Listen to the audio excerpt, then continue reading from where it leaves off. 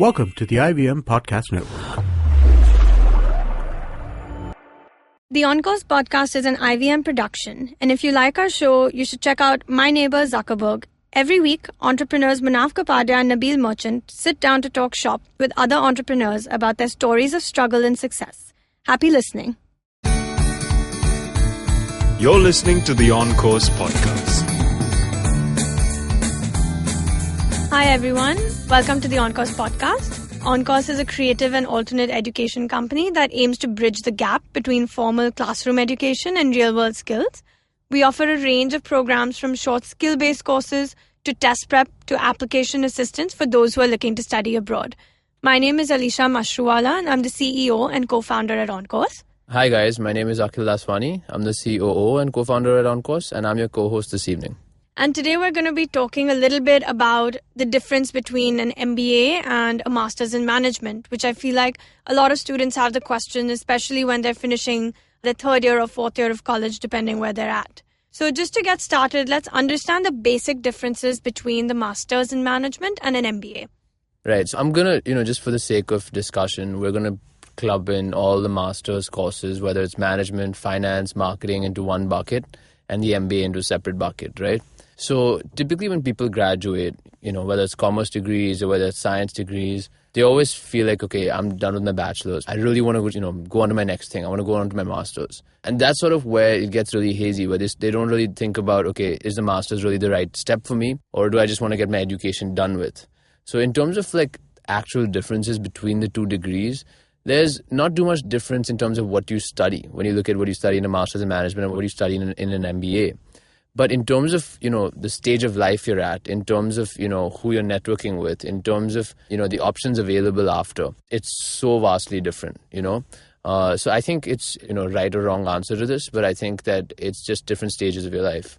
So who do you feel should be kind of considering a master's in finance management or something like marketing versus, who do you think is the right fit for an MBA program? So it's more than who is the right fit. It really depends on what their career plan is. So if you're the sort of person and your career plan is, okay, listen, I want to go into private equity eventually. And I know that, okay, I want to, really build my career in finance.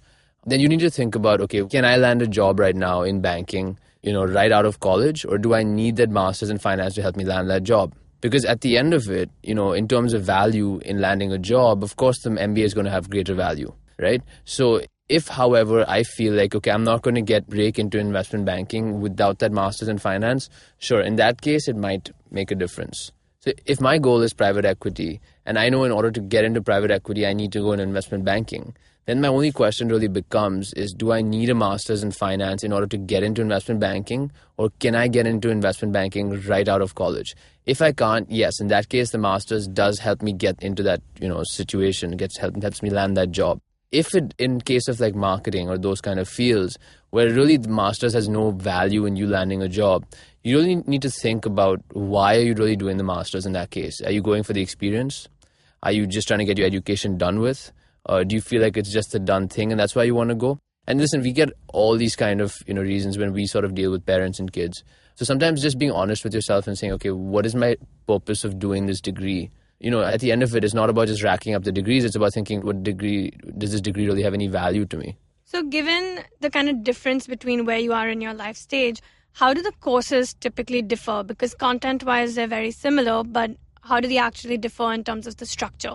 So while the Master's in Management may be similar to the MBA, the Master's in Finance, the Master's in Marketing, the Master's in HR is very specialized. Right. So in terms of structure, they're very different in terms of, even how they're, in terms of the countries you look at. Right. So, for example, most of the good masters in business courses tend to be in the UK, in Europe in general. You have some in France, you have some in Netherlands, you have some in Spain. But, you don't have so many in North America or in East Asia, because in these sort of places, for them, a master's in business is an MBA. There's no such concept as a master's in business. And, for those staying back in India, the PGDM, which is called the Postgraduate Diploma in Management, a lot of people think of that as an MBA. But for all due purposes, for us, for anyone, any school admitting a student right out of a bachelor's program is a master's more than it is actually an MBA, right? Because if you think about it, you will study similar things to what you may study in an MBA. But at the end of it, you're sitting in class with 22-year-olds. Your networking is not that high. You're going to come out and land an entry-level job. You're not going to go from, entry-level to mid-level using that degree. So it's a master's degree. It's not an MBA. So given with a master's degree, typically you feel like the average age of a class would be around 22 or so. What about with an MBA? So typically the best MBAs around the world, and I'm not just saying the top 10, top 20, I'm saying the top 50, 60 schools, right? If you look at ISB in India, if you look at INSEAD in France, or if you look at LBS in London, or if you look at Wharton, Harvard, Stanford, or even the lower schools in the US, or if you look at like Toronto or McGill in Canada, the average age tends to be between 27 and 29. Right. The reason is because these programs want to bring in kids or bring in people rather who have significant experience in their fields.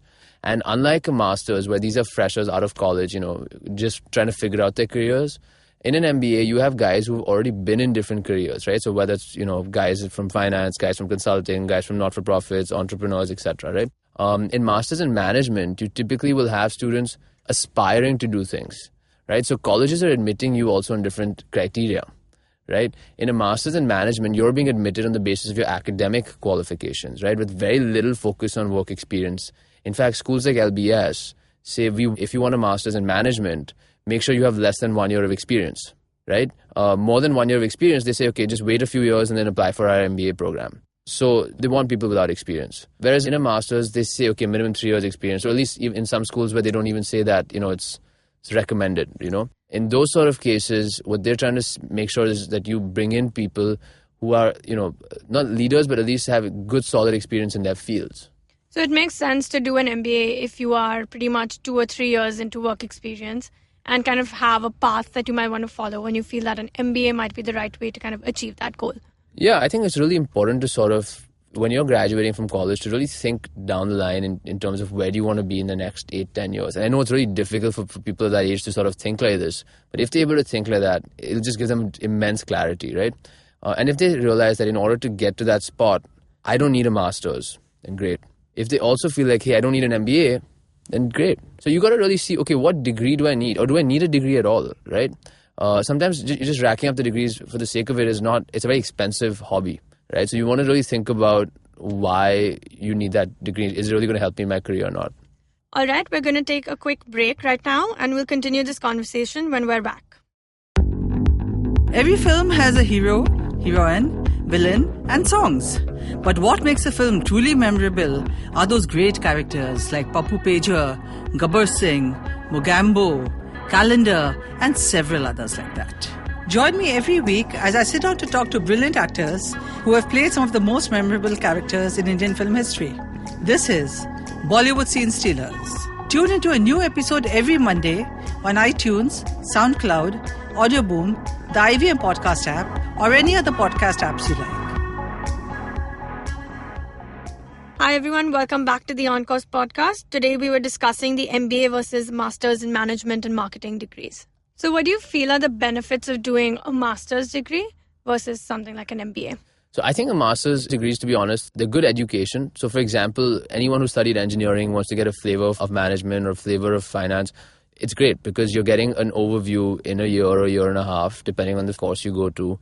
And you're sort of geared up to get into the business field. And a lot of people from engineering tend to sort of use this as a leeway, right? For those who are already doing bachelor's degrees, they won't get that same benefit. Like bachelor's in commerce degrees, they won't get that same benefit, right? You're coming out of a BMS, you're going to study similar sort of stuff in master's in management.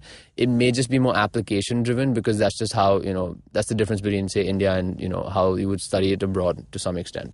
Beyond that, I think the experience itself of studying abroad so at least at On Course, we see a lot of people who say, okay, listen, I didn't go for my bachelor's. This is my one time to go abroad. Fine, fair enough. Okay, as long as you're honest to yourself and say that's why I'm going, then great. Although personally, and I think this is something we believe, is that that's just a very expensive holiday, and you need to really reevaluate if that's the reason you want to go. And the third type of person who really needs to go or could really benefit from this is someone who says, I really can't move ahead unless I have a job, unless I really get the master's, right? So, and we particularly see this in finance. We see this sometimes in HR, where you don't even get an interview call unless you have something connected to the field, But of course, there is an alternate even for finance, which is the CFA. So sometimes, deciding where do I spend my time and where do I spend my money better is really important. And what about the benefits of doing an MBA versus doing a master's? It's just because it's at a different stage of your life, like the benefits are more, they're broader. So you get obviously a better network. Like I said, you're more likely to land a better job coming out simply because you've already got experience. And, most companies that recruit for the associate and above positions across the board will typically look for MBAs. A lot of companies associate masters and bachelors as the same sort of person. So they will club those guys together. So versus that, an MBA is considered a higher value applicant, for a company. Beyond that, I think the softer things in terms of what you get out of the experience is huge.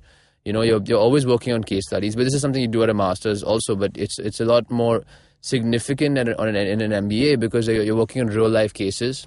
We're working with real companies to solve real problems, and the reason it's more significant for an MBA versus a master's is because in an MBA you've actually worked in industry, so you can actually apply your own knowledge to those real life cases. And I think that sort of also gears these guys, who've usually worked primarily in, say, India or so, to adapt to different cultures and different work cultures, around the world. So given that both degrees are very different in terms of what stage in life you're actually at, how different are the application processes for each of them? Oh, they're tremendously different, right? The master's, like I said, the master's application tries to gauge your academic aptitude. It's based completely on your grades. They want to see that you've performed well in the classroom because they have no other parameter to judge you by. And typically their questions are more broad but they also realize they can't ask you specific questions about your goals and things because it's just not possible to have a specific career goal at the age of 22 when you've never really worked, right? So they obviously they have recommendations which they require typically from your professors. You can send additional ones from your internships, but those will have less weightage. Your transcripts have great value, and of course your statement of purpose, highlighting your reasons for doing the course. That's of great value. In an MBA, I mentioned this in one of the previous episodes, but it's typically weighed on two key factors, right? One is academics and your GMAT score, right? In which case, in most of the master's programs, the GMAT's not required, but in the higher sort of achieving programs like LBS, LSE, they do need the GMAT. But in all MBA programs, you will require the GMAT. Right, so it's the GMAT plus your academics forms about 50% of your application for an MBA. The second thing, which if you ask me in most cases is even more important, is really the quality of your experience, right? Like what have you actually achieved at work, Where have you worked? What have you been doing? Where do you want to eventually go? And how does my MBA actually help you get there? And are both programs very big on an interview process, or is it more geared towards one versus the other? So, the MBA program, literally, the next step to putting in your applications is the interview process. If you don't get an interview, more often than not, you're rejected. In the master's programs, it depends from course to course and depends from college to college. Some of them do have interviews, which is usually with admissions with the AdComs. And if you pass that, you usually make it through. So they typically do mimic what an MBA application process is, but many of them don't have the interview process at all. So you typically will just go from, the application to receiving your decision letter. And what are the costs associated with doing a master's versus an MBA? Because I'm sure that's always a big question that everyone comes with. They want to know the damages. Oh, yeah, it's huge. So the master's program is about 30 to 40 lakhs a year. Again, typically because a lot of the programs tend to be in Europe. This is on the upper end. Of course, some of them are lower, between 15 to 20 lakhs also. Depends on the location, depends on the program, depends on the length of the course. So it could be anywhere between 20 and 35 would be a rough estimate. An MBA program now typically depends again on if it's a 1 year or a 2 year program. A 1 year program will typically cost about 75 to 80,000 US dollars, whereas a 2 year program can cost anywhere up to about $150,000 to $200,000. And are there any scholarships or financial aid or any of those things available? On the masters, the answer is no. Very, very, very limited, and very rarely do we see anyone receiving any form of funding, simply because most of the funding is kept aside for the science degrees. MBAs, sometimes loan possibilities are available. Sometimes, since it's a very competitive process and there are a lot of people applying and there are more schools involved in the process, some schools may give you a scholarship just to try to lure you away from some of the higher schools which you may get entry to. And we see this. I think in fact, this year just got someone with a full ride to, Duke. And a few other, last year we had a kid, a girl who got into Tepper with a $30,000 scholarship. So these are top schools and they're giving out scholarships. So it's not unheard of, but it's not something you can bank on either, because at the end of it, the scholarship is kind of given out based on the merits that they see in your profile. And what about the financial aid aspect for, say, an MBA or a master's case? Very rarely do they give out any form of financial aid. Financial aid is usually need-based. Now, typically, you have to realize that they feel that if you're coming for an MBA and you're willing to make that investment, you will land a high-paying job going out. So if you need aid, you should take a loan, because you will be able to pay it off in a few years. And I hear a lot of MBA programs, at least in the US, they do typically have a system where they may co-sign the loan for you so that you're paying it at a lower interest rate. So this is something you can do in the US or Canada, or even in other countries, depending on what their banking policies are, which keep changing. So it's important to check this. But co-signing a loan is essentially if you know someone, or you're very, someone in the particular country to where you are actually studying, and they're willing to take a loan on your behalf, or rather guarantee a loan on your behalf, you can actually take a loan at that lower interest rate. Because typically, especially in the US or Canada, it tends to be much lower than India, right? Like it'll be like 5 or 6% compared to 12 or 13% interest that you're paying over here on education loans. But of course, the person who's guaranteeing your loan has to be someone who's very close to you, because they're guaranteeing the fact that if you don't pay the loan back, the liability would fall upon them. And any sort of words of wisdom or any piece of advice that you would have for students who are right now graduating? Yeah, I mean, my suggestion is first really think long, hard and deep about your careers. Don't worry about your education. Education should just be a stepping stone to your careers. It shouldn't be the other way around. Like the goal shouldn't be the degree you want to get. It should be the work you want to do, right? At the end of it, business schools were set up to help you in business or to help you in your jobs. They were not set up as, destinations, So a lot of people kind of get caught up with the fact that, hey, I want to go to business school, or I want to go to, this master's program. But unlike a bachelor's, which everyone needs to do, not everyone needs a master's to survive, right? Like, let's not forget, like Bill Gates, Mark Zuckerberg, I'm not saying everyone is going to be them, but they don't even have a bachelor's degree. So you need to really think about your career and if the degree is actually going to help you get to where you want to be. Great. Thank you so much. Thanks for listening. For more information, you guys can contact us on info@oncourseglobal.com. You could also check out our website, www.oncourseglobal.com, and you can follow us on Facebook and Twitter as well. We'll see you next week.